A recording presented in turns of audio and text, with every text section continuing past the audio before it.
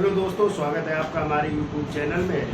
तो देखिए, चर्चा हो रही थी चोल वंश की, और चोल वंश में आप लोगों ने जो है कल पढ़ा था, जो है हमने चर्चा की थी जो है संस्थापकों की। तो चोल वंश के संस्थापक कौन थे?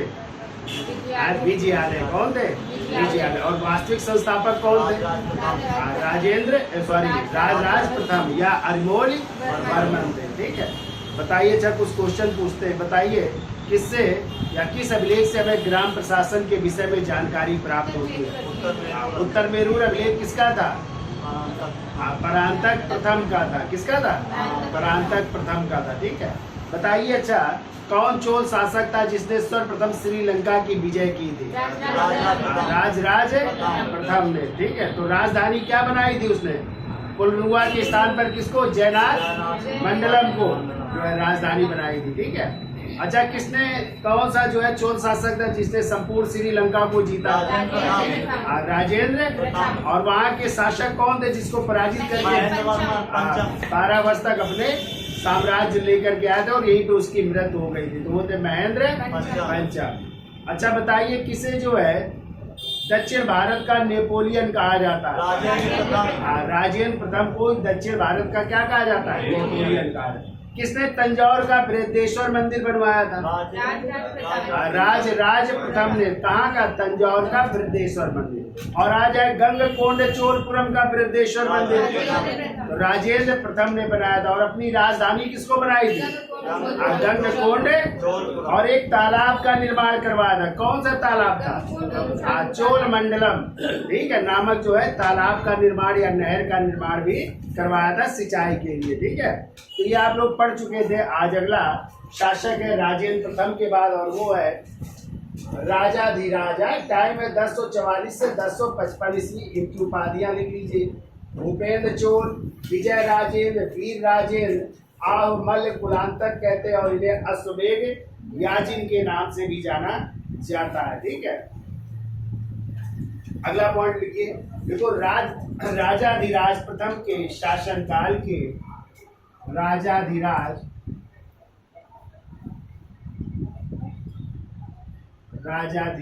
प्रथम के शासनकाल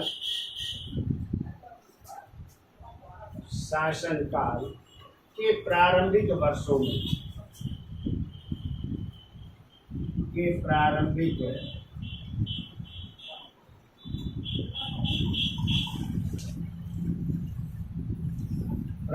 वर्षों में कल्याणी के शासक सोमेश्वर प्रथम से युद्ध हुआ था। कल्याणी के शासक सोमेश्वर प्रथम से युद्ध हुआ। सोमेश्वर प्रथम से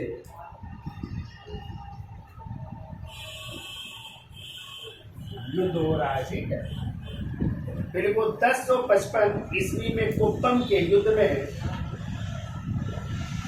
1055 ईस्वी में कुप्पम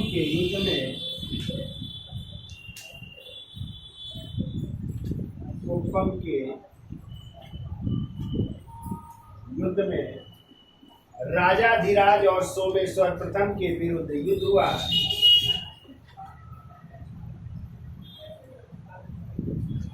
सोमेश्वर प्रथम ने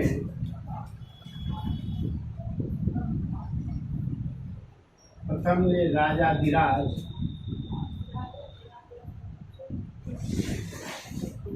प्रथम के विरुद्ध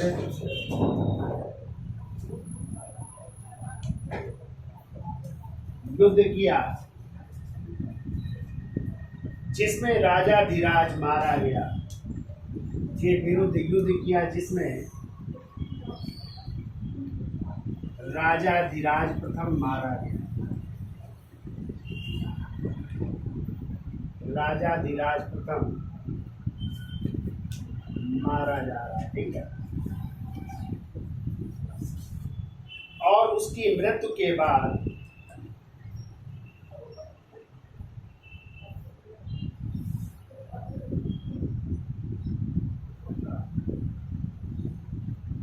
और उसकी मृत्यु के बाद उसे यानी राजाधिराज प्रथम की मृत्यु के बाद उसे एक और नाम से जाना गया, कहते हैं उसे हाथी की पीठ में मरने वाला कहा जाता है। ठीक है, तो वो उपाधि है आने मेरुचिर की है, आने मेरुचिर, ये भी एक उपाधि है और इसका मतलब होता है हाथी की पीठ पर मरने वाला है। यानी युद्ध के मैदान में हाथी पर सवार था और उसकी क्या हो जाती है, मृत्यु हो जाती है। तो हाथी की पीठ पर मरने वाला राजा कहा जाता है। ठीक है, तो के उपनाम से शिलालेखों में संबोधित किया गया है। के उपनाम से शिलालेखों में उल्लिखित है।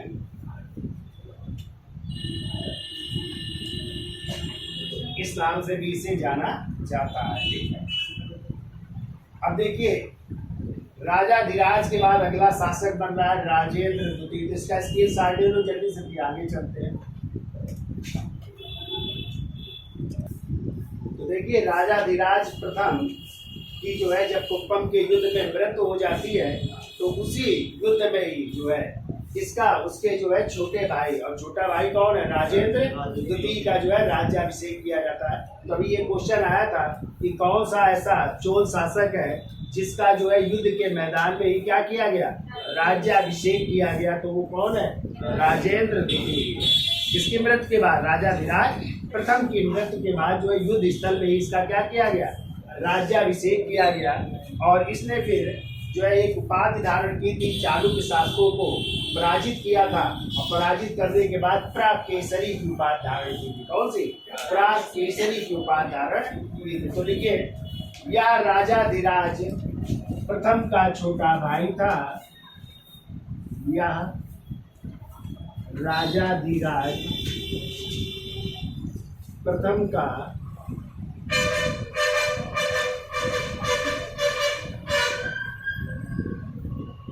छोटा भाई था और राजाधिराज की हत्या के बाद युद्ध स्थल पर और राजाधिराज की हत्या के बाद युद्ध स्थल पर ही इसका राज्याभिषेक हुआ। युद्ध स्थल पर ही इसका राज्याभिषेक हो रहा है। ठीक है, इसका राज्याभिषेक हुआ और इसने चालुक्य शासकों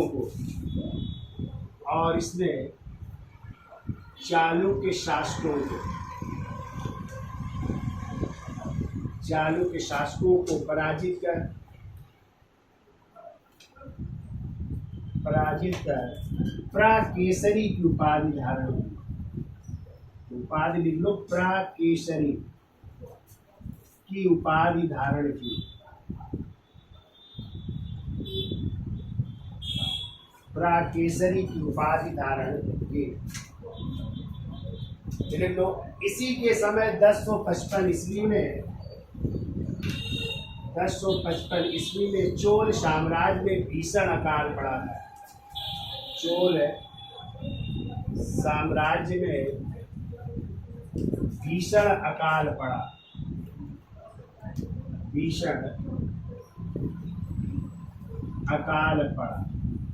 और कहते हैं कुछ समय बाद जो है राजेंद्र द्वितीय और इसका बेटा होता है और इसके बेटे का नाम था राज महेंद्र। दोनों की कह रहे हैं मृत्यु हो जाती है। तो मृत्यु होने के बाद जो है राजेंद्र द्वितीय का छोटा भाई था जिसका नाम था वीर राजेंद्र, अगला शासक बनता है। तो लिख लीजिए, देखो राजेंद्र द्वितीय एवं उसके पुत्र राज महेंद्र की मृत्यु के बाद राजेंद्र द्वितीय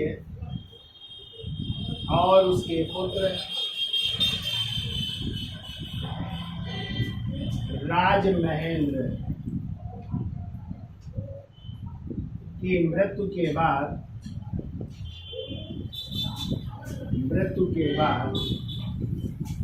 राजेंद्र द्वितीय का छोटा भाई राजेंद्र द्वितीय का छोटा भाई राजेंद्र द्वितीय का छोटा भाई और उसका नाम लिख लो वीर राजेंद्र राजा बना। वीर राजेंद्र शासक बना या राजा। अब हेडिंग डाल लीजिए वीर राजेंद्र। हेडिंग डाल लीजिए वीर राजेंद्र। टाइम लिख लीजिए इसका 1064 से 1070 ईस्वी। 1064 से 1070 ईस्वी।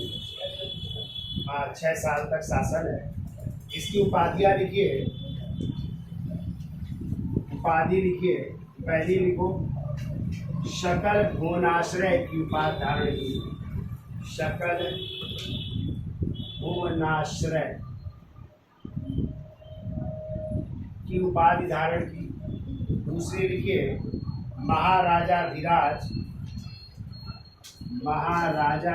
की उपाधि धारण की। तीसरी लिखिए राज केसरी की उपाधि धारण की थी। राज केसरी की उपाधि धारण की। चौथी लिखिए पल्लव की उपाधि धारण की थी। पल्लव।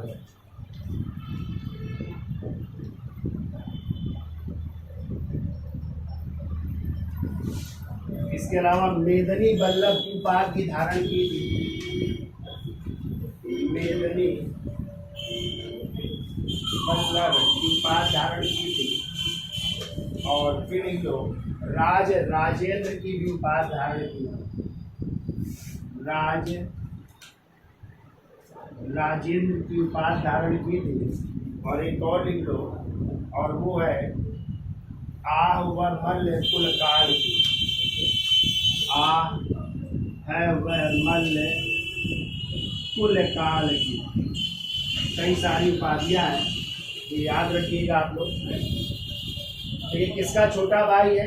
राजेंद्र द्वितीय का क्या है? छोटा भाई और शासक बन रहा है। ठीक है, देखिए इसने कल्याणी के चालुक्य शासक कल्याणी के चालुक्य शासक जिसका नाम था सोमेश्वर प्रथम को सोमेश्वर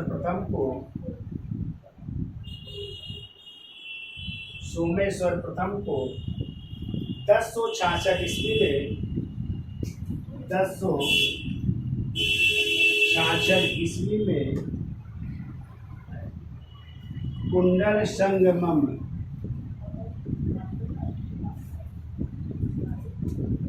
कुडल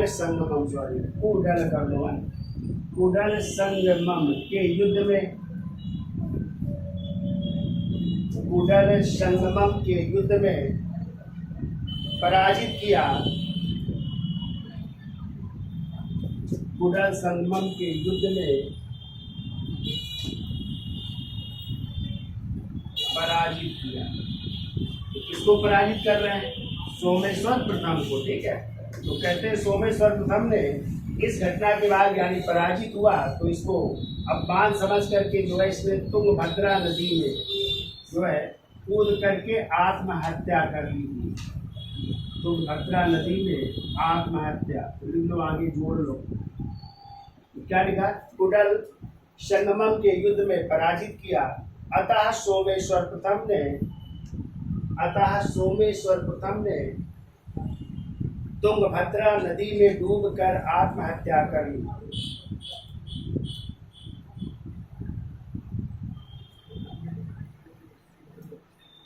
तुंगभद्रा नदी में डूबकर आत्महत्या कर ली और वीर राजेंद्र ने इस विजय की स्मृति में और वीर राजेंद्र ने इस विजय की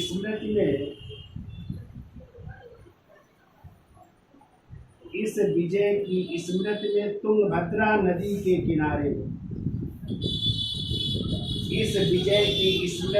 तुंगभद्रा नदी के किनारे एक विजय स्तंभ है।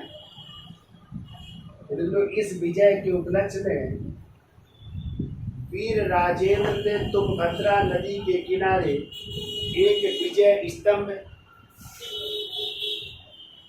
तथा रायचूर के कारडिल ग्राम में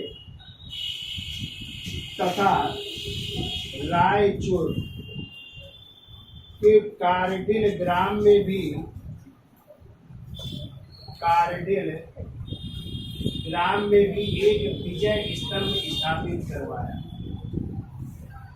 तो दो जगह विजय स्तंभ स्थापित करवा रहा है। एक तो तुंगभद्रा नदी के किनारे और दूसरे रायचूर के पास एक गांव है कारडिल ग्राम, वहां पे भी उसने जो है इस विजय स्तंभ को स्थापित करवाया था। ठीक है, अब देखिए इसके बाद वीर राजेंद्र के बाद जो है अगले शासक बनेंगे कुलोत्तुंग प्रथम। इसका स्क्रीनशॉट ले लो, थोड़ा और दिखा देते हैं। तो देखिए वीर राजेंद्र के बाद जो है आपको पता है वीर राजेंद्र के बाद उसका बेटा था अधिराजेंद्र। तो अधिराजेंद्र शासक बनता है, लेकिन इसी अधिराजेंद्र को जो है 1070 ईस्वी में एक युद्ध हो रहा है और उस युद्ध में जो है चालुक्य वंश के शासक थे जिनका नाम था कुलोत्तुंग प्रथम, और कुलोत्तुंग प्रथम ने जो है अधिराजेंद्र को पराजित कर उसकी हत्या कर दी और इस तरह जो है चोल साम्राज्य का शासक बनता है। इसीलिए यहाँ से शुरू हो जाता है कौन सा वंश? चोल चालुक्य वंश शुरू हो जाता है। चूंकि कुलोत्तुंग प्रथम जो है किसका बेटा था? राज नरेंद्र का बेटा था, जो वेंगी के पूर्वी चालुक्य शासक थे। कहाँ के शासक? वेंगी के पूर्वी चालुक्य शासक थे। और आपको पता है कि इसकी माँ जो थी वो थी अभंगा देवी। यानी कौन थी? यानी कुलोत्तुंग प्रथम की माँ कौन थी? अभंगा देवी थी। और कहते हैं कि जो ये राज नरेंद्र जो नरेंद्र थे, इनको वेंगी की गद्दी पर बैठाने का कार्य किया था। किसने? तो वो थे राजेंद्र प्रथम ने। राजेंद्र प्रथम ने अपने भांजे यानी बहन के बेटे थे, ठीक है, उनको जो है वेंगी के पूर्वी वंश में या चालुक्य की गद्दी पर बैठाया था। और इसी राज नरेंद्र का ही बेटा कौन है? कुलोत्तुंग प्रथम। और इनकी माँ का नाम अभंगा देवी था और ये भी जो है चोल राजकुमारी थी, यानी चोल वंश की ये भी थी। और जबकि कुलोत्तुंग जो प्रथम की पत्नी थी उनका नाम था मधुरांतकी, और ये किसकी बेटी थी? राजेंद्र द्वितीय की बेटी थी। ठीक है, यानी कह सकते हैं कुलोत्तुंग प्रथम की जो माँ थी वो भी चोल राजकुमारी थी। और ये जो है इनके पिता जो राज नरेंद्र थे वो जो है किसके भांजे थे? वो थे जो है चोल शासक राजेंद्र प्रथम के भांजे थे। और इन्होंने इसको वेंगी की गद्दी पर बैठाया था और इसी का बेटा है कुलोत्तुंग प्रथम। तो देखिए कुलोत्तुंग प्रथम का मूल नाम क्या था? राजेंद्र नाम था। और इसे चीनी नाम से जो है ती हुआ कियाली देवकल के नाम से जाना जाता है। जबकि इसकी बहुत सारी उपाधियां, सबसे इम्पोर्टेंट ये उपाधि है, इसे जो है सुंग मत वित्त यानी अनेक करों को हटाने वाला कहा जाता है। इसे कुलशेखर पांड्य कुलांतक कहा जाता है। इसे जयधर अभय विरुद्ध राज भयंकर या त्रिभुवन चक्रवर्ती या सर्वलोकाश्रय या विश्ववर्धन के नाम से भी जाना जाता है। ठीक है, अब देखो इसी ने सबसे ज्यादा इम्पोर्टेंट है कि इसने 1077 ईस्वी में 72 व्यापारियों का एक दूत मंडल भेजा था। कहाँ पे? चीन के शासक के दरबार में भेजा था। ये सबसे ज्यादा पूछा जाता है क्वेश्चन। तो लिखिए, देखो अगला पॉइंट लिखो, सिंघल नरेश विजय बाहु ने कुलोत्तुंग प्रथम के विरुद्ध सिंघल नरेश विजय बाहु ने कुलोत्तुंग प्रथम के विरुद्ध युद्ध घोषित कर दिया।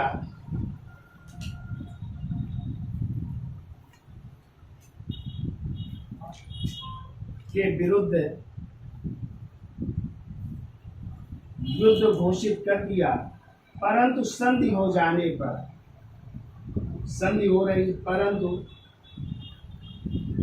संधि हो जाने पर कुलोत्तुंग प्रथम ने अपनी पुत्री, संधि हो जाने पर कुलोत्तुंग प्रथम ने अपनी पुत्री, जिसका नाम था सुंत मल्लियार, पुत्री लिख लो, कुलोत्तुंग प्रथम ने अपनी पुत्री, नाम थोड़े अजीबोगरीब है, तो सुंत मल्लियार, सुंत मल्लियार का विवाह विजय बाहु के साथ कर दिया, यानी श्रीलंका के शासक के साथ कर दिया, विजय बाहु के साथ कर दिया। तो एक संधि हो जाती है दोनों के बीच, श्रीलंका के शासक और कुलोत्तुंग प्रथम के बीच है। अगला पॉइंट लिखो, कुलोत्तुंग प्रथम ने 1077 ईस्वी में, कुलोत्तुंग प्रथम ने प्रथम ने 1077 ईस्वी में 72 व्यापारियों का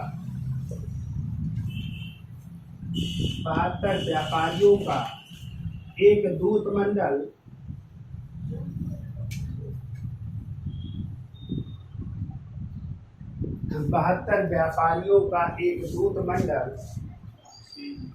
चीन के शासक के दरबार में भेजा।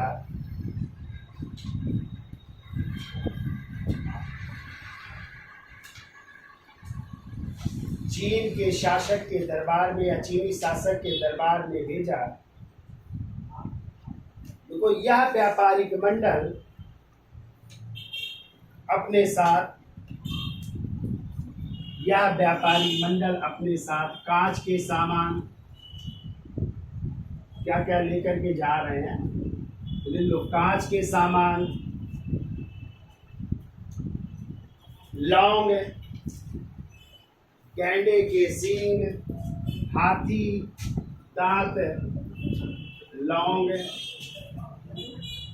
गैंडे के सींग, हाथी दांत, कांच के सामान, लौंग, गैंडे के सींग, हाथी दांत आदि अपने साथ ले गए थे। आदि वस्तुएं, ऐसा कर लो, आदि वस्तुएं अपने साथ ले गए थे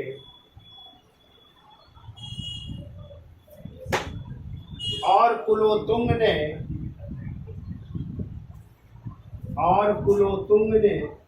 चीन के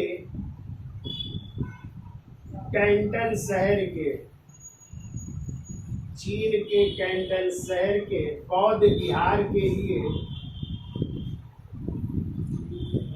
चीन के कैंटन शहर के बौद्ध विहार के लिए 6 लाख स्वर्ण मुद्राएं दान की। 6 लाख स्वर्ण मुद्राएं दान की। वो और कुलोत्तुंग प्रथम ने चीन के कैंटन शहर के बौद्ध विहार के लिए, चीन के कैंटन शहर के बौद्ध विहार के लिए 6 लाख स्वर्ण मुद्राएं दान में दी थी।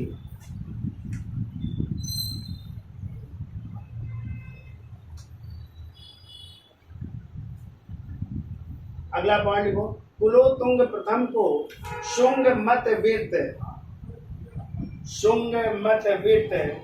कहा जाता है।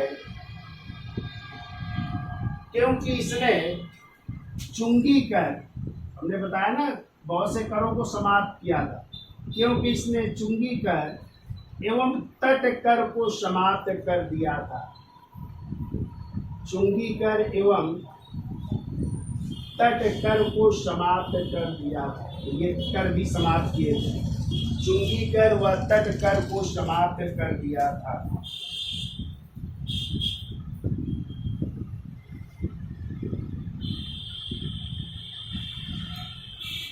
अगला पॉइंट को, कुलोत्तुंग प्रथम ने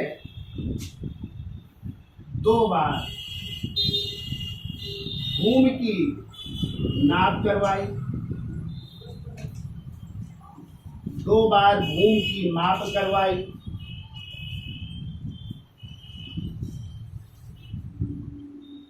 2 बार भूमि की माप करवाई, जो अपने राज्याभिषेक के 16वें वर्ष और 40वें वर्ष करवाई।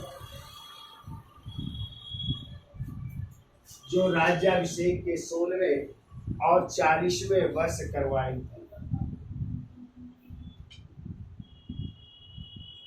2 बार भूमि की नाप करवाई, जो राज्याभिषेक के 16वें और 40वें वर्ष करवाई। फिर वो इसने चोलपुरम को अपनी राजधानी बनाया। चोलपुरम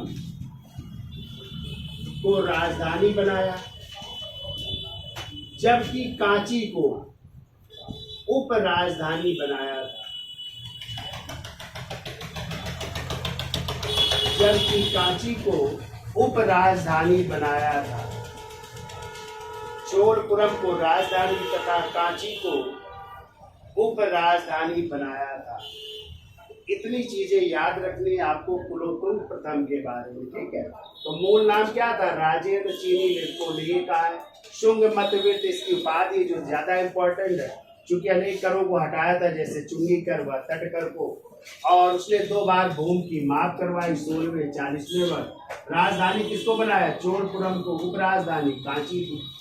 ये किनका बेटा था? तो राज नरेंद्र का बेटा था, जो बेदी के पूर्वी चालुक्य शासक थे। माँ थी अबंगा देवी, ये भी चोल राजकुमारी थी, पत्नी थी मधुरांध्र की, जो राजेंद्र द्वितीय की बेटी थी। इसलिए यहाँ से विजयालय वंश क्या हो जाता है? समाप्त हो जाता है। और एक कौन सा वंश स्थापित हुआ? चोल चालुक्य। तो कभी आ सकता है कि चोल चालुक्य वंश का संस्थापक कौन है, तो क्या मारेंगे आप? कुलोत्तुंग प्रथम, ठीक है। और इसने किससे युद्ध लड़ा? तो श्रीलंका के राजा विजय बाहु। संधि हो गई तो अपनी बेटी किसका? सुंत मल्लियार का क्या कर दिया? विवाह कर दिया विजय बाहु। और इसने कब जो है 72 व्यापारियों का शिष्टमंडल भेजा? 1377 ईस्वी में चीन में भेजा, जो अनेक सामान लेके गए हैं। और चीन के कैंटन शहर में क्या बनवाया? बौद्ध विहार। और उसके लिए कितनी मुद्राएं? 6 लाख स्वर्ण मुद्राएं प्रदान की थी, ठीक है। अब इस वंश का अगला शासक है विक्रम चोल है। तो मेन लिख लीजिए, थोड़े थोड़े हैं तो स्क्रीन शॉट ले लो, फिर आगे चलते हैं।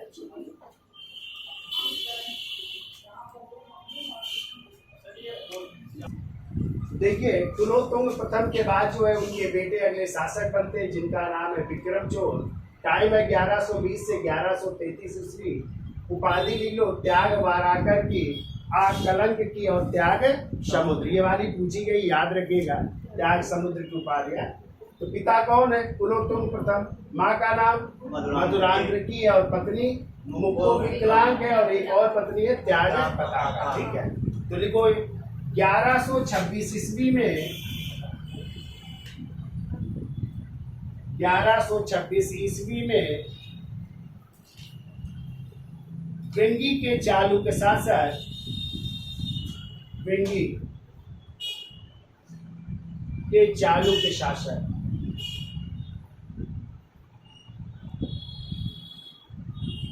विक्रमादित्य खष्ट की मृत्यु के बाद, विक्रमादित्य खष्ट आप लोग पढ़ के आए हैं, पढ़ा है ना।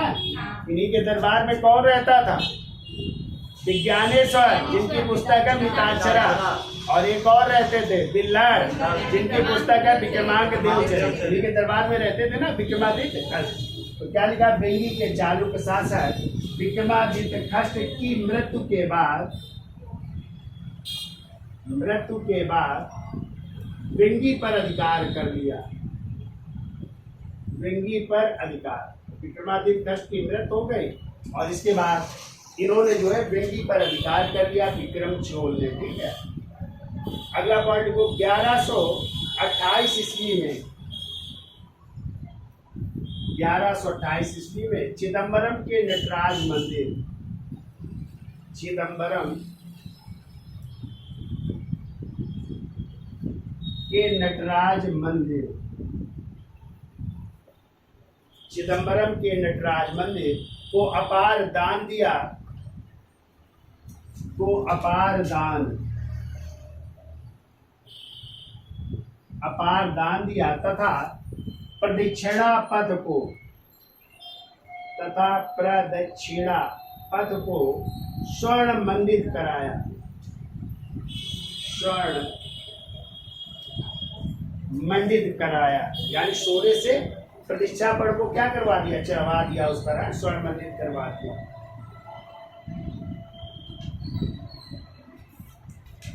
देखो इसने तंजौर में चिकित्सीय विद्यालय की स्थापना की, चिकित्सीय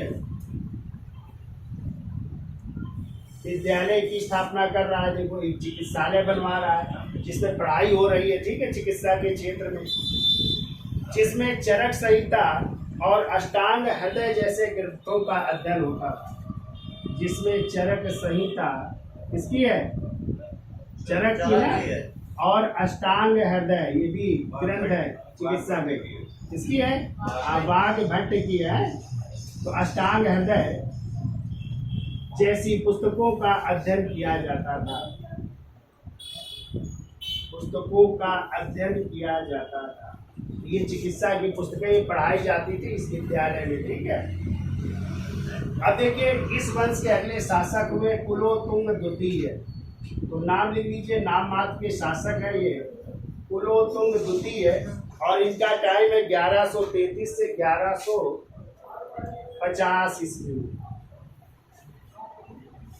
1133 से 1150 ईस्वी। और इस वंश के अंतिम शासक थे कुलोतुंग तृतीय। ठीक है, तो अंतिम शासक की बात हो कभी आप लोग छोड़ देना, दो दो लाइनें हम लिखा देंगे। अंतिम शासक थे कुलोतुंग तृतीय और इनका टाइम है 1178 से 1218 ईस्वी, 1218 ईस्वी। ये अंतिम शासक हैं चोल चालुक्य वंश के, और फिर यहाँ से समाप्त हो जाएगा, फिर इसके प्रशासन की चर्चा कर लेंगे। तो हेडिंग डाल लीजिए कुलोतुंग द्वितीय 1133 से 1150 ईस्वी। ठीक है, तो आज के लिए इतना रखते हैं।